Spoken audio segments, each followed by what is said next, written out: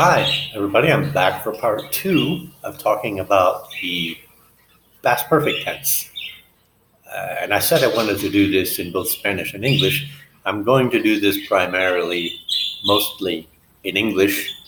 Um, Pardon my birds in the background. They sing like this in the middle of the day. They're quite happy and they make they make pleasant background sounds for us in the house here. But I'm going to talk about the past perfect tense.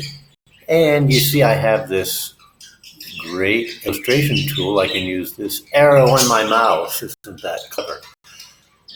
So this is showing you that the past perfect is, in English, would be the use of the auxiliary verb had and the participle.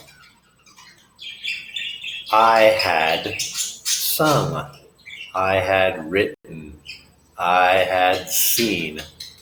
I had broken. I had gone. The great thing about English is, you see, in Spanish, we have all these different forms of había, depending on the pronoun. English is great. You have to use the pronoun, I, you, he, she, we, they, whatever. You have to use the pronoun. But the reason you have to use the pronoun is because we only have one form of had. So the past perfect tense in English is always had and the participle. It doesn't matter what the pronoun is. I had eaten. You had eaten. She had eaten. We had eaten. They had eaten. It's all the same. That's really easy. It makes it really easy. Okay, so what does it mean? That's the structure of the past perfect tense.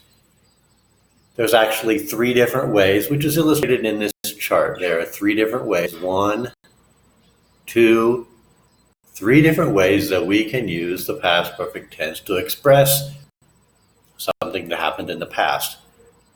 The first one, which they describe here, this timeline is very handy, and of course it's also true in English.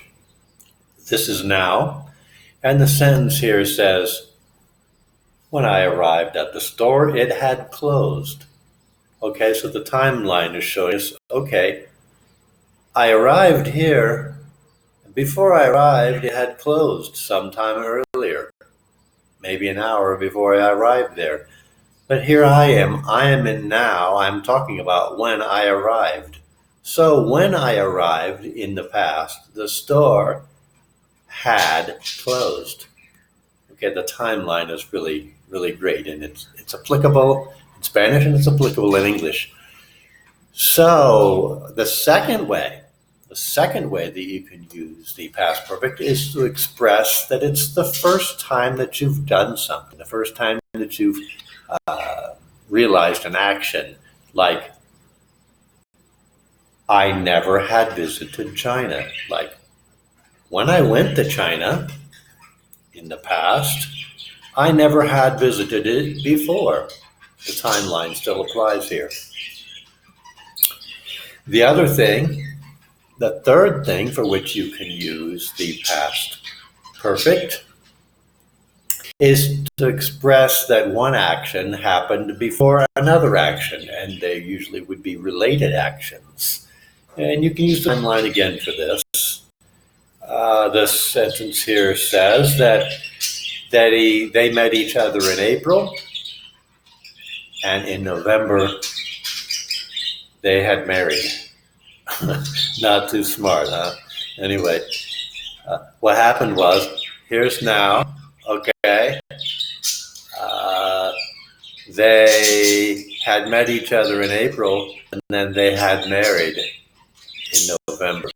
So, oh, look at that. I expanded that, and I didn't mean to expand it, but that's okay. I think I said everything on there. I did. I said I used it. Sometimes these technical things they behave unexpectedly for me. Okay, I hope that helped. I just decided I also want to do a part 3 of this video because I want to give you some examples in English of how to use those three cases, and perhaps we'll do them in context. You can hear how they're used in English, and that will help you to grasp. Uh, it's really going to help it sink into your subconscious mind how and when to use these three cases. I just gave you this part in Spanish so you can see the relationship. The main thing to remember in Spanish that it's había and the past participle. And in English, it's had and the past participle. How much simpler can it get? And I don't know why the textbooks don't tell you that. Okay, stay with me. Hopefully for part 3. If there is a part 3, I'll see you in part 3. If there's not a part 3, I'll see you in the next video.